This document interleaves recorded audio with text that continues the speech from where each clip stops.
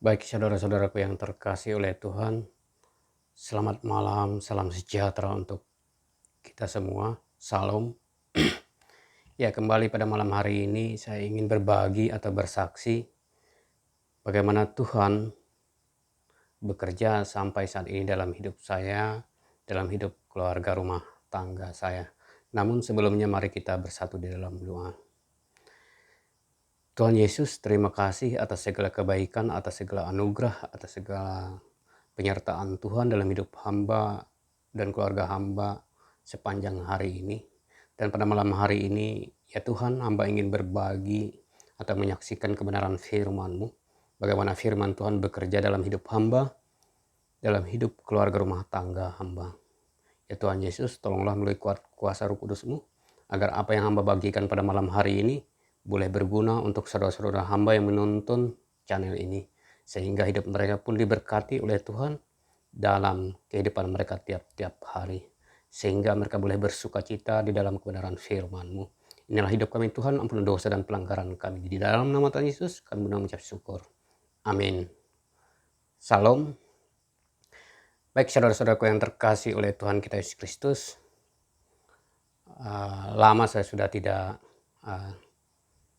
mengirimkan video atau kesaksian-kesaksian saya.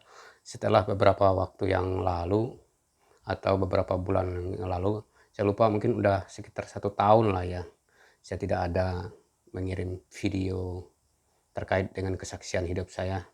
Nah, saudara-saudara yang terkasih oleh Tuhan kita Yesus Kristus, beberapa waktu yang lalu di channel saya hanya mengirim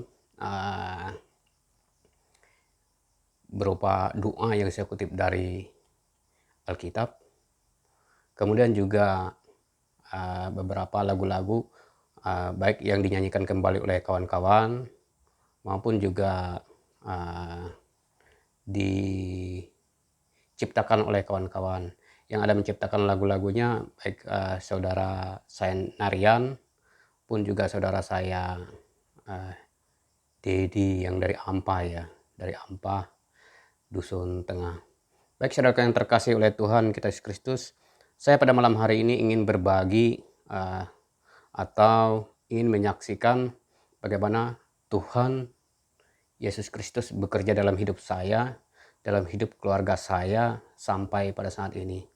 Saudara yang terkasih di dalam Tuhan kita Yesus Kristus, nas yang ingin saya bagikan pada malam hari ini terambil dari 1 Korintus 6 ayat 19.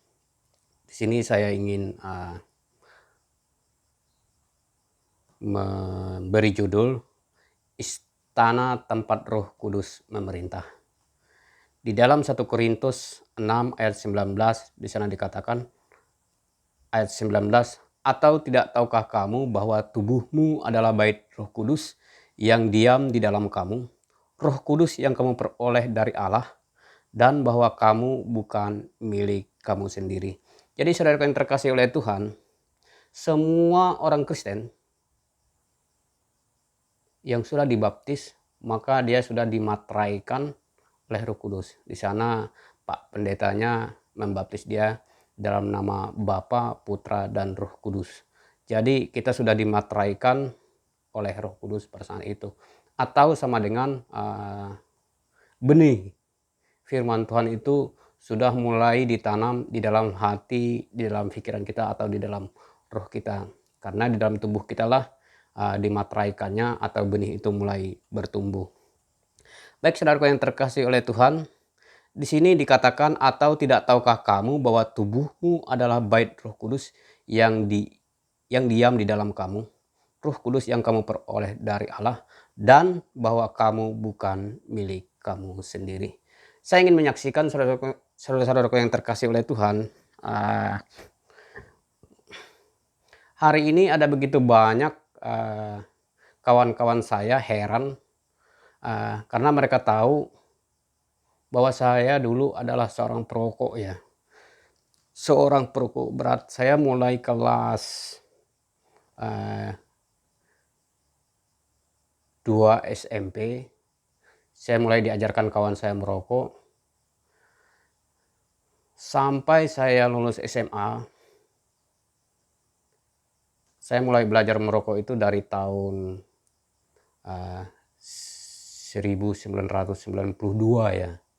Kemudian saya baru mencoba berhenti itu di tahun 2009.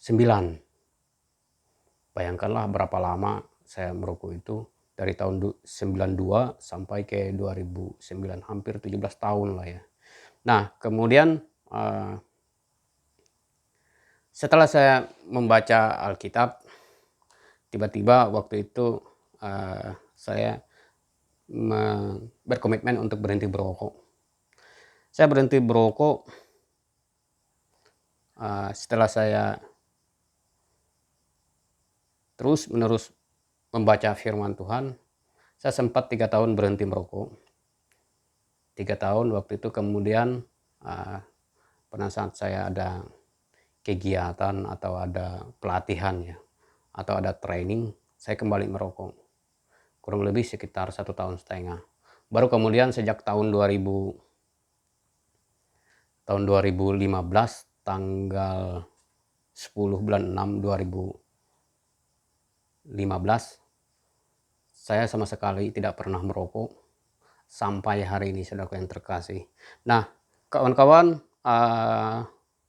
sering mempertanyakan sama saya, apa resepnya untuk berhenti merokok.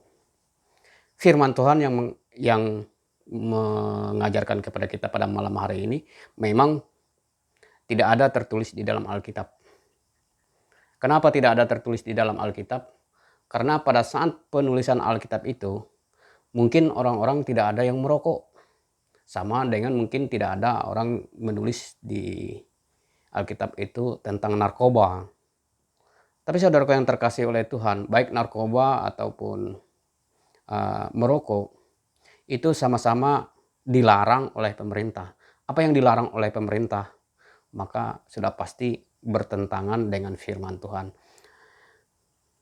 Firman Tuhan juga mengajarkan kepada kita seperti pada 1 Korintus 6 ayat 19 ini, tidak tahukah kamu bahwa tubuhmu adalah bait Roh Kudus yang diam di dalam kamu, Roh Kudus yang kamu peroleh dari Allah, dan bahwa kamu bukan milik kamu sendiri. Jadi saudaraku yang terkasih oleh Tuhan, tubuh kita ini adalah tempat ditanamnya atau bertumbuhnya benih daripada firman Allah atau daripada Roh Kudus itu. Jadi saudaraku yang terkasih oleh Tuhan, saya katakan bahwa sesuai dengan judul Nats pada malam hari ini, istana tempat Roh Kudus memerintah, atau tempat Allah memerintah, atau tempat Yesus Kristus memerintah itu di dalam hati dan pikiran kita. Sama seperti pemerintah dunia ini melarang kita merokok sebenarnya. Itu dilarang. Bahkan di sana ada ditulis merokok dapat membunuhmu, atau merokok dapat menyebabkan impotensi atau juga kanker atau juga gangguan kehamilan. Jadi saudara yang terkasih oleh Tuhan kita Yesus Kristus, demikian juga firman Tuhan juga tidak menginginkan bahwa di dalam tubuh kita itu terkontaminasi dengan zat-zat lain yang merusak diri kita. Karena Tuhan ingin bahwa di dalam diri kita itu hanya Allah yang memerintah, hanya Roh Kudus yang memerintah. Jangan kita campur adukan. Saudaraku yang terkasih oleh Tuhan, pertanyaan untuk perokok berat ya. Sama dengan apa yang terjadi dalam hidup saya pada saat itu. Bagaimana caranya untuk berhenti? Saya sudah terlanjur atau sudah perokok berat ya, atau sudah tidak bisa lepas dari merokok itu. Jadi saudaraku yang terkasih oleh Tuhan, tentu orang-orang seperti ini akan banyak alasan sehingga mereka menolak untuk berhenti. Satu, biasanya kalau laki-laki itu alasannya seperti saya dulu, yang bekerja itu saya yang mencari uangnya. Jadi kalau istrinya ngomel jangan merokok, saya yang bekerja. Atau sebelum kita menikah, saya sudah merokok dahulu. Atau saya sudah terlanjur, jadi saya tidak lepas. Saudaraku yang terkasih oleh Tuhan, Satu yang mau saya sampaikan, di surga itu tidak ada orang menjual rokok. Yang kedua, saya dulu berpikirnya, saya melihat orang-orang di sekitar saya itu, karena itu pasti karena pertolongan Tuhan, bahwa dengan orang berhenti merokok, tidak mati juga. Saya melihat kawan-kawan saya gemuk juga tidak berhenti merokok. Bahkan saya mencoba, setelah saya berhenti merokok itu pernapasan saya jauh lebih baik. Itu. Jadi saudara yang terkasih oleh Tuhan, di samping kita terus-menerus membaca firman Tuhan seperti yang saya lakukan, saya sampai saat ini saudara-saudara yang terkasih oleh Tuhan sudah berpuluh-puluh kali menyelesaikan pembacaan Alkitab saya. Pagi dan malam, kemudian juga setelah sekitar jam 6 atau jam 7 itu di sela waktu saya. Biasanya saya juga ada sesi lain, saya juga membaca lagi dua pasal setiap hari. Itu setiap hari. Jadi dalam kisaran 1 tahun itu saya bisa menyelesaikan pembacaan Alkitab itu 1 hari. 2 kali. Pembacaan Alkitab itu bisa saya selesaikan 2 kali setahun. Jadi saya berkomitmen, saya mulai membaca Alkitab itu dari tahun 2009 sampai 2010. Kemudian saya lanjutkan kemarin dari tahun 2013, mungkin sudah berpuluh kali udah saya menyelesaikan itu. Walaupun demikian, saudara yang terkasih, saya belum hafal ayat Alkitab. Hanya ketika ada orang mengatakan ayat ini saya ingat itu. Jadi saya juga berharap Tuhan Yesus memberikan hikmat kepada saya untuk selalu ingat ayat-ayat dalam Alkitab. Tapi saudaraku yang terkasih oleh Tuhan, yang mau saya garis bawahi, bahwa firman Tuhan ini seperti obat yang menyembuhkan hidup kita. Jadi dia seperti sebiji obat kecil, kita tahu seperti obat itu, dia kecil, kemudian itu masuk ke dalam mulut kita, kemudian dia bekerja untuk menyembuhkan penyakit kita. Demikian juga saudaraku yang terkasih oleh Tuhan, firman Tuhan ini yang kita baca melalui mata atau pendengaran kita ini, dia masuk ke dalam tubuh kita itu juga untuk menyucikan segala dosa dan pelanggaran kita. Jadi secara perlahan-lahan dia menyembuhkan kita. Jadi itu yang terjadi dalam hidup saya. Jadi sejak saya berkomitmen bahwa saya harus berhenti merokok karena tidak ada rokok dijual di surga sana. Kemudian juga tidak mati karena merokok. Kemudian juga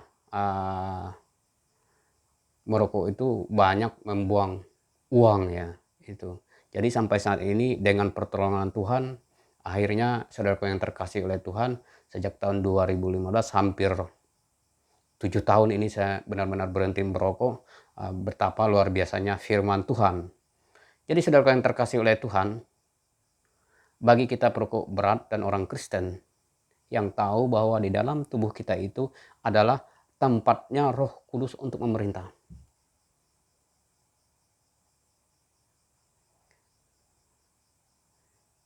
Jadi saudaraku yang terkasih oleh Tuhan, kalau kita tahu bahwa di dalam tubuh kita itu adalah tempat Roh Kudus yang memerintah kita, yang mengajarkan kita, yang berkuasa. Saudaraku yang terkasih, kalau Anda masih merokok atau masih memakai narkoba, berhentilah. Karena tentu Tuhan tidak ingin ada dua pemerintahan. Tuhan ingin hanya satu. Kalau memang Tuhan menjadi raja dalam hati, dalam pikiran kita, memerintah kita, maka berkomitmenlah dengan pertolongan Tuhan. Tuhan yang menolong kita. Memang kita manusia ini tidak mampu, apalagi kalau sudah berpuluh-puluh tahun, 10 tahun, 20 tahun, seperti saya dari tahun 92 sampai 2002, kemudian 2009 itu kurang lebih 17 tahun ya. 17 tahun saya merokok. Berhenti itu memang seperti orang linglung. Tetapi dengan pertolongan Tuhan, akhirnya saya bisa berhenti. Bahkan saat ini benar-benar Tuhan berkarya dalam hidup saya. Jadi saudaraku yang terkasih oleh Tuhan, mari berhentilah berpikir bahwa kita yang mencari rezekinya atau yang mencari uangnya. Berhentilah kita berpikir bahwa orang lain tidak boleh mengatur kita. Saudara yang terkasih di dalam Kristus Yesus, saya juga merasa di sekitar-sekitar saya, saudara-saudara saya masih banyak saya tengok, bahkan ada pendeta merokok, jemaat-jemaat ketua majelisnya merokok, jemaat-jemaatnya banyak yang merokok. Itu sebenarnya mereka tidak sadar bahwa uh, bahwa di dalam diri kita ini adalah tempat bertumbuhnya Roh Kudus. Tadi jelas firman Tuhan mengatakan, tidak tahukah kamu bahwa tubuhmu adalah bait Roh Kudus yang diam di dalam kamu. Jadi saudaraku yang terkasih oleh Tuhan, mari kita membaca firman Tuhan untuk menghentikan niat duniawi kita. Karena uh, duniawi itu tidak bisa bersatu dengan surgawi. Jadi saudaraku yang terkasih oleh Tuhan, jangan berikan kesempatan kepada si penyesat atau iblis itu untuk menyesatkan kita kembali. Jangan dukakan Roh Kudus yang ada di dalam diri kita. Tapi saudaraku, berat sekali. Ya memang berat. Memikul salib itu saudaraku yang terkasih memang berat. Saya juga merasa bagaimana ketika saya berhenti merokok itu luar biasa beratnya.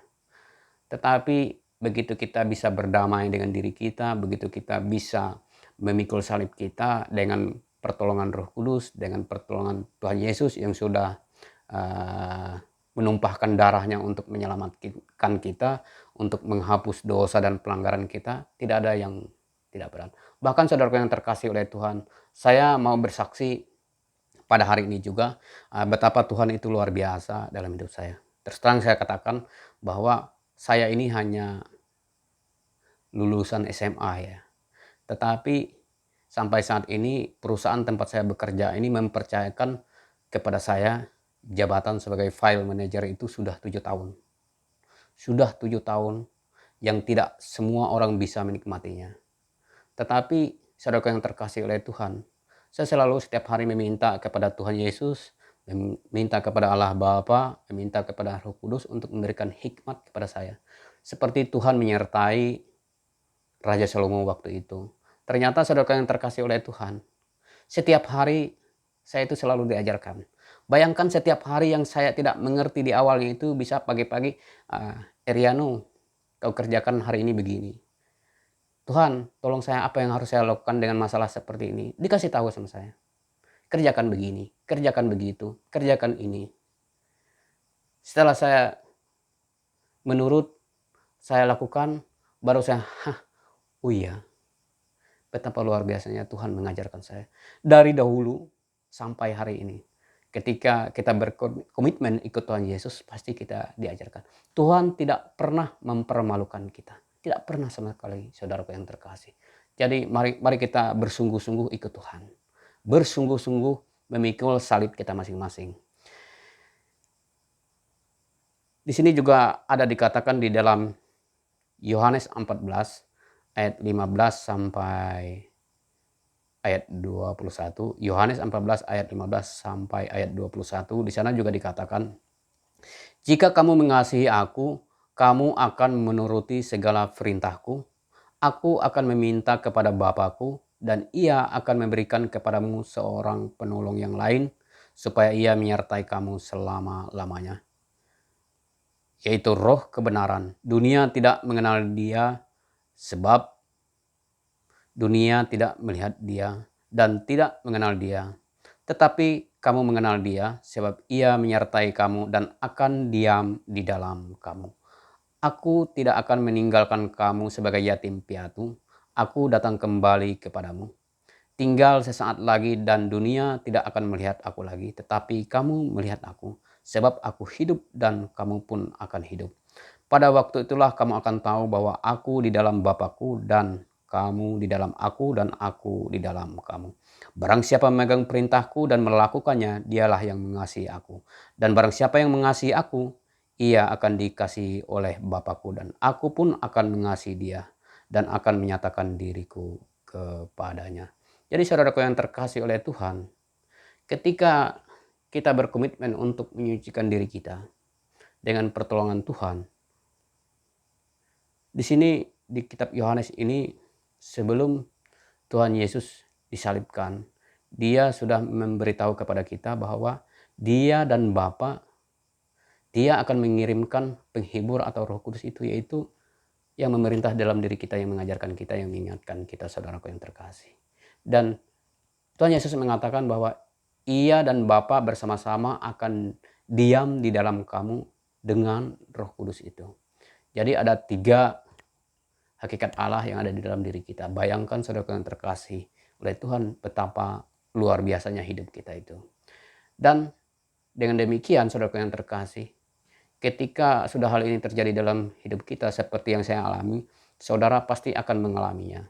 Ada damai sejahtera, ada sukacita yang boleh kita nikmati bersama-sama. Mungkin saudaraku yang terkasih, harta dunia ini tidak banyak kita miliki. Tetapi firman Tuhan mengatakan juga bahwa yang penting kita percaya kepada Tuhan. Firman Tuhan mengatakan burung pipit pun yang tidak menabur pun tidak akan jatuh ke bumi tanpa perintah atau tanpa sepengetahuan dari Tuhan Yesus. Bayangkan burung saja tidak akan jatuh dari langit karena kelaparan kan. Burung pun tidak jatuh dari langit karena kelaparan, tetapi dia pasti akan ditolong oleh Tuhan. Jadi saudaraku yang terkasih oleh Tuhan, apalagi kita yang merupakan gambar daripada Allah sendiri, tentu Tuhan akan menolong kita. Jadi saudaraku yang terkasih oleh Tuhan, mari melalui firman ini, mari kita bersama-sama untuk mengingatkan kembali bahwa ada Roh Kudus yang berkuasa dalam diri kita. Kita ini, hidup kita ini bukan milik kita sendiri, tetapi adalah milik Allah. Kita akan dihakimi, dan firman Tuhan yang sudah kita baca, firman Tuhan yang sudah kita dengar, firman Tuhan yang ada selama ini dalam hidup kita, itulah menjadi pedoman dalam hidup kita. Biarlah saudaraku yang terkasih oleh Tuhan, di hari yang akan datang, saudara pun boleh seperti saya, tidak hidup seperti hidup orang-orang dunia, tetapi kita hidup oleh karena pertolongan Tuhan. Kita memuji Tuhan, menyembah Tuhan, kemudian mempergunakan hidup kita sebaik-baik mungkin, karena kita tidak tahu, entah besok, entah lusa, kita dipanggil untuk menghadap Tuhan. Tuhan memberkati firman-Nya. Amin. Mari kita berdoa. Terima kasih ya Tuhan buat segala sesuatu yang terjadi dalam hidup kami. Terima kasih juga kepada hamba yang sudah Tuhan izinkan untuk menyaksikan kebenaran firman-Mu. Dan biarlah Roh Kudus yang ada dalam hati kami terus menguasai hati kami, terus memerintah menjadi raja dalam hati dan pikiran kami bersama-sama dengan Kristus Yesus dan Allah Bapa. Ya Tuhan, terpujilah nama-Mu dari selama-lamanya sampai selama-lamanya. Mari Tuhan Engkau kuatkan saudara-saudara saya yang menonton atau mendengarkan firman ini Tuhan. Mereka yang masih sampai saat ini belum bisa melepaskan diri dari kuasa dunia atau kuasa dari berhenti merokok Tuhan. Beri kekuatan kepada mereka ya Allah agar mereka boleh berhenti dan mereka boleh mempergunakan hidup mereka untuk kemuliaan hormat bagi nama Tuhan. Karena biarlah Tuhan yang menguasai hidup mereka, Tuhanlah yang memerintah dalam hati dan pikiran mereka melalui Roh Kudus-Mu. Dan benih-benih yang ada dalam diri mereka bertumbuh, berbuah, dan boleh dinikmati oleh semua orang. Di dalam nama Tuhan Yesus, kami mengucap syukur. Amin.